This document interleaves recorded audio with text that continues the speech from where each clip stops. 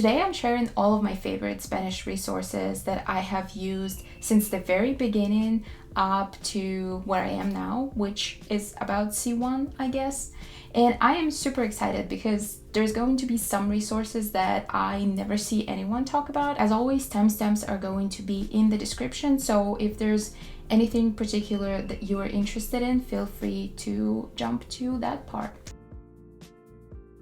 But before we begin, just so that we are on the same page, I just wanted to recap my Spanish learning journey a little bit for you. I started learning Spanish completely by myself, and after 4 years of on and off studying, I got somewhere to A2, borderline B1, and then I went to a language school in Spain, and I studied there up until B2.1, which is officially where the course ended. Don't feel discouraged by the fact that I just mentioned a language school and literally moved into Spain, because some of the resources that my teachers used at that school I am going to share with you today. And then after that, I have been mostly maintaining my Spanish by watching, listening to, and reading a lot of different things in Spanish. And then in 2021, I also did a language sprint with Lingota, which is an online school. I think at that time I took about 45 classes with them, which were mostly speaking oriented. And so now, even though I've never taken the DELE test officially,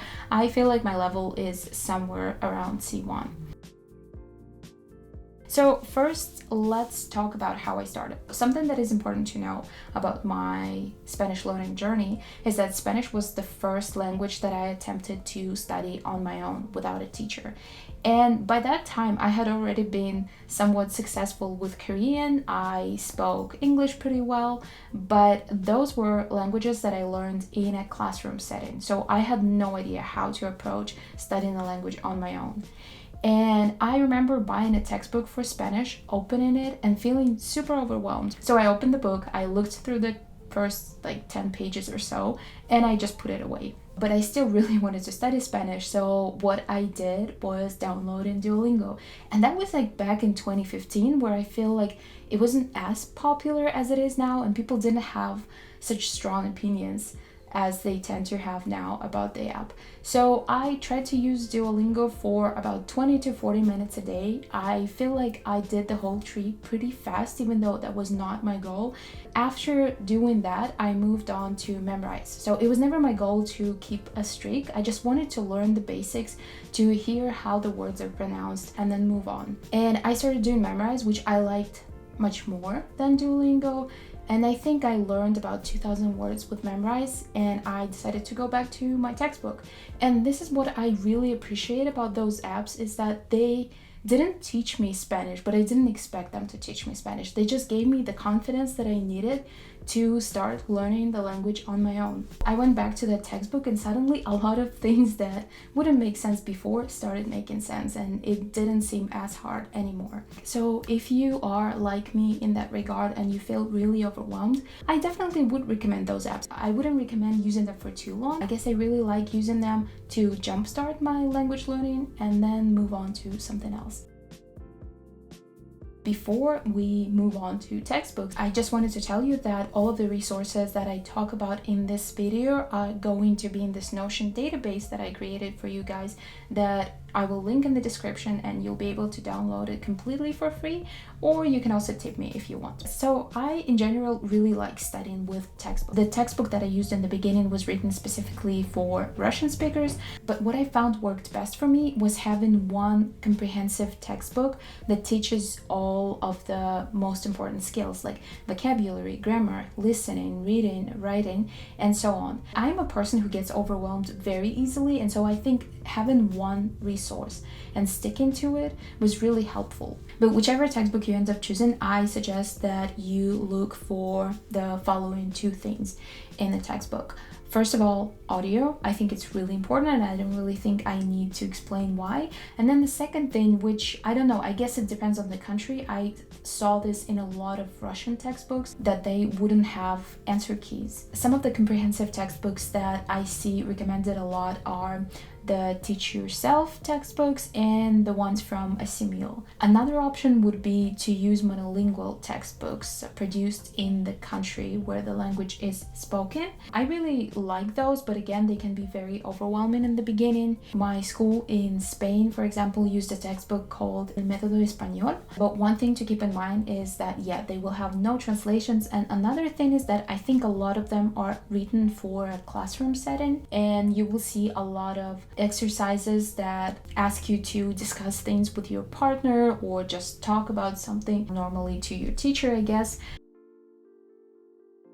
Even though I just literally said that choosing one textbook and sticking to it works really well, one thing that I like doing also is choosing a supplemental material. For example, in those comprehensive textbooks, they either don't really explain grammar well enough, or sometimes they just don't give you enough practice. So what I really like doing is either using online materials, which I will mention later, or just getting a textbook specifically for grammar. You have probably seen this series recommended a lot, and to be honest, I don't really like it, and I don't really understand why it's that popular. I have used a book like this for Italian, and I was really mad at it, and just looking at the contents of the Spanish book, I don't really understand the structure of it and the order in which they organize the topics. For example, in this book, you will learn the subjunctive mood before you learn articles, which is, I don't know, I feel like it's an interesting choice. So what would be an alternative? My favorite grammar textbook of all time, when it comes to Spanish at least, is this textbook called Gramática de uso del español. They have books for all levels, but one thing to keep in mind is that this book is completely monolingual, so all of the explanations of grammar are going to be in Spanish. However, if that is a deal breaker to you, look for beginning Spanish grammar. From what I understand, it's the same book, just with English explanations, and even if it's not exactly the same, it is very, very similar in terms of how it's structured. So you basically have theory in one page and then grammar drills on another. But if you want to know what other books are available for Spanish learners, there's a video I have, which is my language bookshelf tour, where I show a lot of different books that I have. I really have a lot of them, so be sure to check that video if that's something that interests you. Okay, moving on to different online resources that I have used. The first one is Campus Difusión. So this is one of my favorite resources, and I would have never known about it had it not been for my teachers in Spain. Basically, Campus Difusión is a platform that is run by this publisher called Difusión, which makes learning materials for people who are learning Spanish.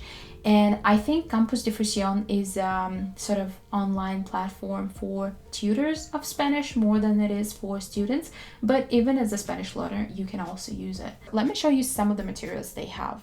Hoy en Clase is a collection of texts about society and culture for levels A1 to B2. Here you'll find articles on topics like the rise of podcasts for women, or a breakdown of all the ways Shakira disses her ex in her latest songs. These materials are constantly updated to reflect what's going on in the world, and there's also a version called Hoy en Clase Américas that discusses things that happen in Latin America specifically. A great textbook that you can find on the platform is called Bitácora. I feel like it focuses a lot on vocabulary, but it also has grammar explanations and again discusses pretty interesting topics, which for me is always super important because I am just tired of talking about museums, like taking tours in the country that you just arrived to and things like that, you know?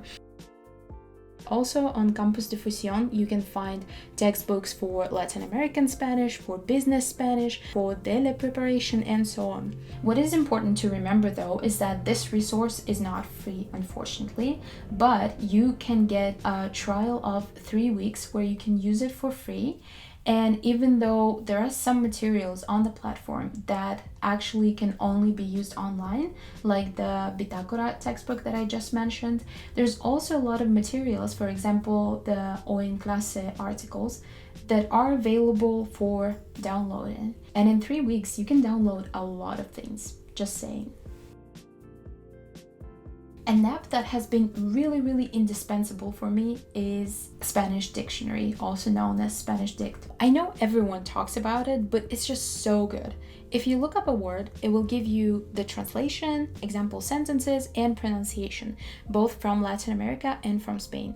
Another thing you can find here is synonyms, and for verbs you will also have conjugations, which you can even practice right in the app. I feel like a whole video would not be enough to talk about how good this app and also their website are, so I'm going to stop here, but I definitely think it should be one of the first apps you download if you decide to start learning Spanish. And then once you're an intermediate or advanced learner, you can switch to monolingual definitions. You can find those on Word Reference, or maybe RAE's website, which RAE stands for Real Academia Española, if I remember correctly, and it's basically this institution that oversees the Spanish language. I know it sounds weird, but they have a dictionary. That's all I'm saying. Another website I really like is Lingolia. Lingolia provides grammar explanations and exercises for different languages, including Spanish. The way they systemize grammar rules is just amazing, with explanations, examples, with grammar drills, and although most grammar drills require a subscription, all of the references are free. Besides grammar, they also teach you vocabulary, and they have listening and I think also reading comprehension exercises divided by levels. But like I said, you will have to pay if you want to get access to more grammar drills, and I never paid. So what I would do is I would just look up the topic that I needed to practice, for example, subjuntivo, and then just the word exercise in Spanish. One website that would show up a lot was Aprender Español. It looks like it was made in the early 2000s, if not before that, but it has a ton of exercises. And there's also another website where you can specify what exactly you want to practice, and then the website will give you a lot of multiple choice questions. I do not remember the name, but of course I'm gonna put it on the screen. DELE Ahora is a great website regardless of whether you want to take the DELE test or not. Here too you will find a lot of exercises to practice your Spanish for skills like vocabulary, grammar, writing, listening, and so on. And if you are studying for the test, they also have some useful books like grammar questions or vocabulary that you might find on the test, and they're relatively cheap. But another useful website would be the official page of the exam, where you can find information on the format, evaluation criteria, and even mock tests for each level. Another golden resource is Profe de ELE. It's meant for teachers of Spanish, as the name states, but it's great for self-study too. So to find materials here, you can choose your level, skills you want to practice like grammar or vocabulary, or format like podcast, video, etc. I think you can choose topics too. The quality of the materials is just top notch. There's explanations, there's exercises, there's video, audio, presentations, all that stuff. Also, check out their blogs because they publish some interesting stuff there too. What else? Like many people, I really like using reverso context, specifically for whenever I practice writing. If you're not familiar, it's a website where you can search for a word, and instead of just showing you a definition or the translation of the word, what it does is it shows you sentences, real actual sentences taken from the internet, I imagine, where this word was used. And it also shows you translation to the language of your choice, right? Might be your native language, might be English, whatever you're more comfortable with.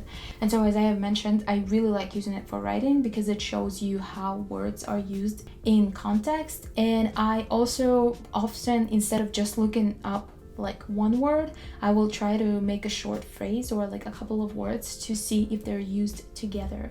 But you can also do a very similar thing on Google.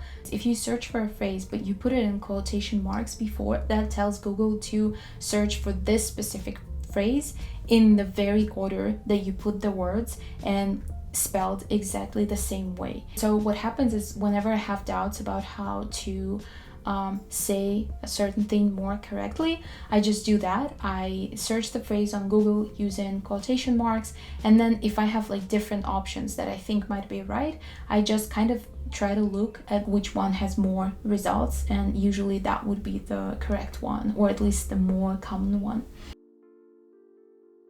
so far I have mostly been telling you about formal, traditional study resources, but immersion, also known as consuming content in your target language, is just as important, if not more important, which is why I also filmed a video on all the things I read, watch, and listen to in Spanish, and that video hopefully will be up next week. So like I said, all of the resources I have mentioned in this video are going to be in this Notion database that you will find in the description. And thank you so much for watching this video, and I'll see you in my next one. Bye bye!